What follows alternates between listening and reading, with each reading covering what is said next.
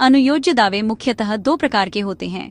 पहला, आर्ण संबंधी दावा यानी डेट विदाउट सिक्योरिटी, और दूसरा, चल संपत्ति पर लाभ का दावा, मतलब beneficial interest in movable property not in possession.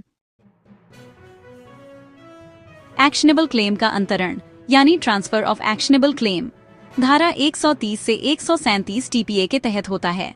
धारा 130 के अनुसार अनुयोज्य दावा का अंतरण केवल लिखित दस्तावेज या इंस्ट्रूमेंट इन राइटिंग के माध्यम से किया जा सकता है। उस पर हस्ताक्षर आवश्यक है, और जब तक यह दस्तावेज संबंधित देनदार को सूचित नहीं किया जाता तब तक अंतरण प्रभावी नहीं माना जाएगा। ट्रांसफरी यानी अंतरण ग्रहीता के अधिकार सेक्शन 130 से शुरू होते हैं। जैसे ही अंतरण होता है, ट्रांसफरी को भी वही अधिकार प्राप्त हो जाते हैं जो ट्रांसफरर को थे।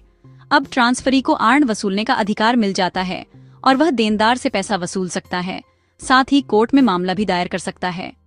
ट्रांसफरी को स्वतंत्र कार्रवाई का अधिकार है, यानी वह बिना ट्रांसफरर की भागीदारी के खुद मुकदमा चला सकता है। जब अंतरण हो गया तो अब मूल दावेदार यानी ट्रांसफरर का कोई अधिकार नहीं बचता। ट्रांसफरी के दायित्व या लायबिलिटीज की बात करें तो सबसे पहले वैध दस्तावेजीकरण का पालन जरूरी है। अगर अंतरण में कोई कमी हो, जैसे हस्ताक्षर, सूचना या लिखित दस्तावेज का अभाव, तो ट्रांसफरी को लाभ नहीं मिलेगा। इसके अलावा आरण की सच्चाई का जोखिम भी ट्रांसफरी को उठाना पड़ता है। अगर दावा झूठा निकला या देनदार दिवालिया हो गया तो ट्रांसफरी को नुकसान उठाना पड़ सकता है।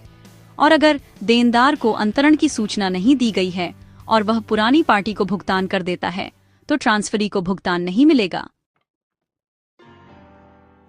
कुछ महत्वपूर्ण बातें, खास तौर पर परीक्षा के लिए, अनुयोज्य दावा हमेशा चल संपत्ति से संबंधित होता है।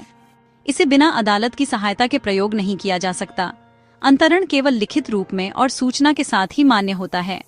यह केवल आरण या चल संपत्ति में लाभ के दावे तक सीमित है। संपत्ति का ऐसा दावा जो प्रत्यक्ष स्वामित्व नहीं देता लेकिन कानून द्वारा संरक्षित है, वही अनुयोज्य दावा कहलाता है।